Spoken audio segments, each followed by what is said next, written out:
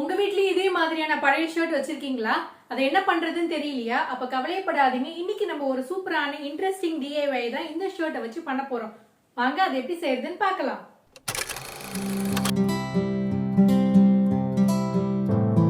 Once again, welcome back to your channel Sandy's Creative Corner. நான் உங்க சந்தியா நந்தகுமார். இன்னைக்கு நான் சொன்னது மாதிரி ரொம்பவே இன்ட்ரெஸ்டிங்கான ஒரு DIY தான் பார்க்க போறோம்.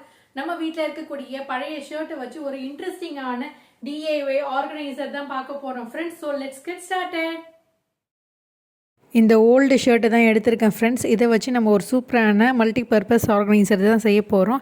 இப்போ இந்த ஷர்ட் அப்படியே நம்ம ஓப்பன் பண்ணிவிட்டு உங்களுக்கு எப்படி இருக்குன்னு காட்டுறேன்.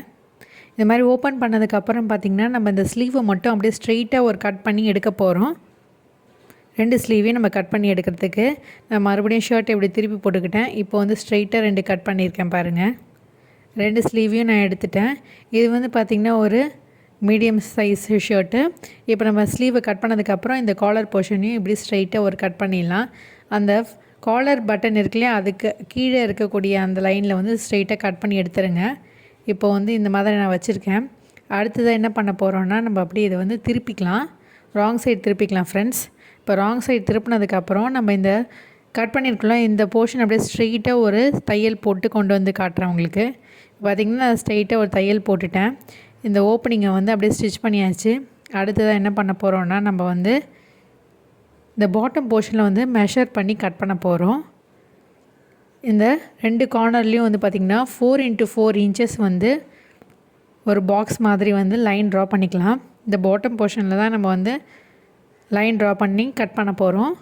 அதனால் வந்து ரைட் சைட்லேயும் லெஃப்ட் சைட்லேயும் வந்து லென்த் இன்ட்டு வித்து வந்து பார்த்திங்கன்னா உங்களுக்கு வந்து 4x4 இன்ச் அளவுக்கு வந்து கட் பண்ணிக்கோங்க. இப்போ மார்க் பண்ணியாச்சு. இதே போல் இந்த பக்கமும் நம்ம மார்க் பண்ணிக்கலாம். 4x4 இன்ச்சஸ்க்கு வந்து லென்த் இன்ட்டு பிரெத் வந்து 4x4 இன்ச்சு வந்து மார்க் பண்ணிட்டு கட் பண்ணியாச்சு. இப்போ கட் பண்ணதுக்கப்புறம் இந்த பேஸில் வந்து ஒரு தையல் போட்டுடலாம் ஃபஸ்ட்டு. இப்போ தைச்சிட்டு எப்படி இருக்கு காட்டுறேன் பாருங்கள். இப்போ தைச்சி முடிச்சாச்சு. தைச்சதுக்கப்புறம் என்ன பண்ண போகிறோன்னா நம்ம இந்த பாட்டம் போர்ஷனை வந்து நம்ம வந்து ஜாயின் பண்ணி இந்த மாதிரி வந்து ஒரு பேஸ் மாதிரி க்ரியேட் பண்ண போகிறோம். ஒரு பாக்ஸ் டைப்பில் வந்து க்ரியேட் பண்ண போகிறோம். அதனால் வந்து ஈக்குவலாக இருக்க மாதிரி பார்த்துட்டு பெல் பின் செக்யூர் பண்ணிவிட்டு இந்த பாயிண்ட்டும் இந்த பாயிண்ட்டும் வந்து ஒன்றா இருக்க மாதிரி பார்த்துட்டு ஒரு தையல் போட்டுருங்க ஃப்ரெண்ட்ஸ். இப்போ தைச்சி முடிச்சுட்டு நான் உங்களுக்கு எப்படி இருக்குன்னு காட்டுறேன். பார்த்திங்கன்னா நான் ரெண்டு பக்கமும் ஸ்டிச் பண்ணிட்டேன். ஸ்டிச் பண்ணதுக்கப்புறம் இப்படி தான் இருக்கும். இப்போ அப்படியே நம்ம வந்து இந்த கிளாத்தை வந்து திருப்பிக்கலாம். மேலே அப்படியே ஓப்பனிங்காக தான் இருக்குது.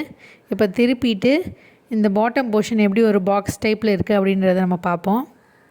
இப்போ திருப்பினதுக்கப்புறம் இந்த இடத்துல வந்து ஒரு டாப் ஸ்டிச் பண்ணிக்கலாம் ஃப்ரெண்ட்ஸ். அப்போ தான் வந்து நல்லா ஸ்டிஃபாக இருக்கும். ரெண்டு பக்கமும் வந்து ஒரு டாப் ஸ்டிச் வந்து நம்ம ஸ்டிச் பண்ணணும்.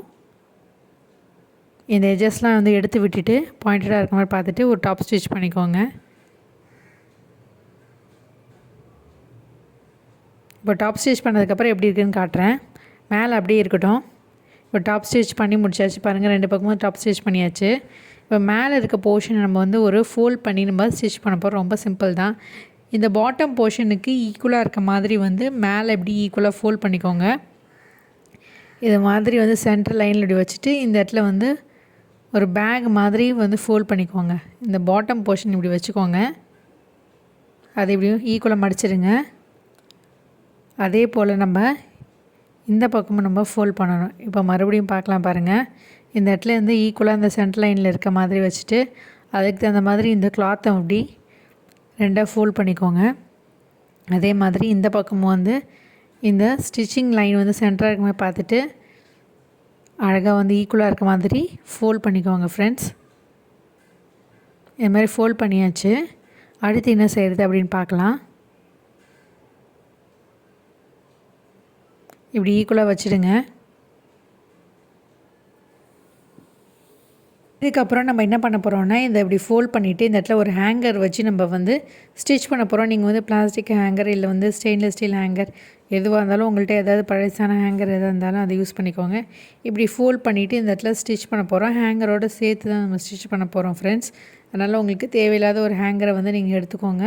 இப்படி ஃபோல்ட் பண்ணிவிட்டு ஒரு டாப் ஸ்டிச் பண்ணிடுறேன். அதுக்கப்புறம் வந்து பார்த்திங்கன்னா நம்ம வந்து ஸ்டிச் பண்ண ஆரம்பிக்கலாம்.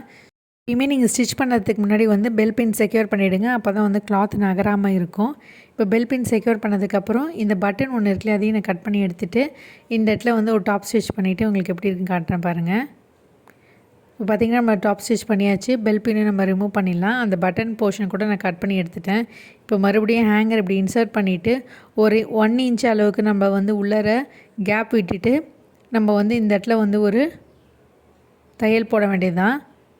ஸோ மறுபடியும் நான் என்ன பண்ணுறேன்னா வந்து பெல் பின் வந்து பின் பண்ணிக்கிறேன். நம்ம ஹேங்கரோடு சேர்த்து ஸ்டிச் பண்ணும்போது வந்து பார்த்திங்கன்னா கொஞ்சம் வந்து அதுக்குள்ளே வந்து ஹேங்கர் நவுறதுக்கான ஸ்பேஸ் வந்து இருக்கணும். அந்தளவுக்கு ஒரு இன்ச் அளவுக்கு ஃபோல்ட் பண்ணிவிட்டு இதில் தையல் போட்டு எடுத்துகிட்டு வர பாருங்கள். இப்போ பார்த்திங்கன்னா நம்ம ஸ்டிச் பண்ணி முடிச்சாச்சு. அவ்வளோதான் ஃப்ரெண்ட்ஸ், நம்மளோட சூப்பரான ஹேங்கிங் ஆர்கனைசர் சூப்பராக ரெடி ஆகிடுச்சு பாருங்கள். இப்போ கீழே வந்து பேஸ் வந்து இப்படி லூஸாக இருக்கு இல்லையா, அதை வந்து நம்ம ஸ்டிஃப் ஆக்கிறதுக்காக வந்து பார்த்திங்கன்னா நம்ம ஒரு மொத்தமான கேலண்டர் அட்டையை வந்து இந்த ஷேப்புக்கு கட் பண்ணி நம்ம உள்ளே இன்சர்ட் பண்ணிடலாம். இதை அப்படியே நான் கட் பண்ணிவிட்டு உங்களுக்கு உள்ளே வச்சு காட்டுறேன் பாருங்கள். அப்போ தான் கீழே வந்து பேஸ் வந்து ஸ்ட்ராங்காகவும் ஸ்டிஃபாகவும் இருக்கும். இந்த மாதிரி உள்ளே வந்து ஒரு அட்டையை இது மாதிரி வச்சுருங்க. நான் வந்து கேலண்டர் அட்டையை தான் யூஸ் பண்ணியிருக்கேன். கரெக்டாக இதுக்கு இந்த மாதிரி ஈக்குவலாக கட் பண்ணிவிட்டு உள்ளே இன்சர்ட் பண்ணிடலாம். அதுக்கப்புறம் நம்ம அந்த பட்டனையும் வந்து பட்டன் பண்ணிடலாம் பாருங்கள். நீங்கள் எங்கே ஹேங் பண்ணணும்னு நினைக்கிறீங்களோ அந்த இடத்துல ஹேங் பண்ணிக்கலாம். நீங்கள் வந்து வார்ட்ரோப்பில் ஹேங் பண்ணிக்கலாம், இல்லை ஜன்னலில் கூட மாட்டிக்கலாம். நான் இப்போ ஜஸ்ட்டு உங்களுக்கு வீடியோக்காக இந்த ஹேங்கரில் வந்து ஹேங் பண்ணிவிட்டு ஒரு டாய் ஆர்கனைசராக யூஸ் பண்ணுறது எப்படி அப்படின்னு காட்டுறேன். இந்த மாதிரியான சாஃப்ட் டாய்ஸ் எல்லாம் வந்து உள்ளே நீங்கள் வச்சுட்டு பட்டன் பண்ணிக்கலாம். ஸோ தட் வந்து கிட்ஸ் வந்து அழுக்கு பண்ணாமல் எங்கே பார்த்தாலும் வந்து ஸ்கேட்டர்டாக தூக்கி போடாமல் வச்சுருப்பாங்க. நீங்கள் அவங்களையும் வந்து இந்த மாதிரி விளையாட வச்சுட்டு டாய்ஸ்லாம் இதுக்குள்ளே நீங்கள் போட்டுருங்க அப்படின்னு சொல்லிட்டிங்கன்னா அழகாக ஆர்கனைஸ் பண்ணி அவங்களே பட்டன் பண்ணி வச்சுருவாங்க. அதே மாதிரி நீங்கள் வந்து இது ஒரு மல்டிபர்பஸ் ஆர்கனைசராக யூஸ் பண்ணிக்கலாம். இந்த மாதிரியான டவல்லாம் வச்சுக்கலாம், இல்லை வந்து ஒரு துப்பட்டா ஆர்கனைசராக யூஸ் பண்ணிக்கலாம். இல்லை உங்கள் வார்ட்ரோப்பில் நீங்கள் அழகாக வச்சுட்டு உங்களோட அயன் பண்ண சாரீஸ் எல்லாம் வந்து இதுக்குள்ளே வந்து அழகாக அடுக்கிட்டு இதை நீங்கள் அப்படியே ஹேங் பண்ணி வச்சுக்கலாம் ஃப்ரெண்ட்ஸ். எல்லாமே உங்களோட சாய்ஸ் தான். இது வந்து ஒரு ஹேங்கிங் ஆர்கனைசராக நீங்கள் யூஸ் பண்ணிக்கலாம். இந்த மாதிரி நான் காமிச்ச மாதிரி சாஃப்ட் டாய்ஸ் எல்லாம் வந்து அழகாகவும் உள்ளர வந்து வச்சுக்கிறதுக்கு இது ஒரு ஈஸியான மெத்தடாக இருக்கும். நீங்கள் வந்து அழகாக ஹேங் பண்ணி வச்சுக்கலாம். ஐ ஹோப் இந்த ஐடியா உங்களுக்கு கண்டிப்பாக பிடிச்சிருக்குன்னு நினைக்கிறேன் ஃப்ரெண்ட்ஸ். இந்த சிம்பிளான ஈஸியான ஐடியா, அதுவும் ஒரு ஷர்ட்டை வச்சு ரொம்பவே சுலபமாக ஈஸியாக நம்ம ஒரு 5 நிமிஷத்துலேருந்து 10 நிமிஷம்குள்ளே அழகாக ரெடி பண்ணிடலாம் ஃப்ரெண்ட்ஸ். கண்டிப்பாக நீங்களாம் ட்ரை பண்ணி பார்ப்பீங்கன்னு நினைக்கிறேன். என்ன ஃப்ரெண்ட்ஸ், இந்த DIY ஆர்கனைசர் உங்களுக்கு கண்டிப்பாக பிடிச்சிருக்கும்னு நினைக்கிறேன் ஃப்ரெண்ட்ஸ். ஸோ பிடிச்சிருந்தா கண்டிப்பாக லைக் பண்ணுங்கள், ஷேர் பண்ணுங்கள், சப்ஸ்கிரைப் பண்ணுங்கள். மீண்டும் ஒரு இன்ட்ரெஸ்டிங்கான ஐடியாவோட உங்களை சந்திக்கும் வரை until then it's me signing off. Take care. Bye.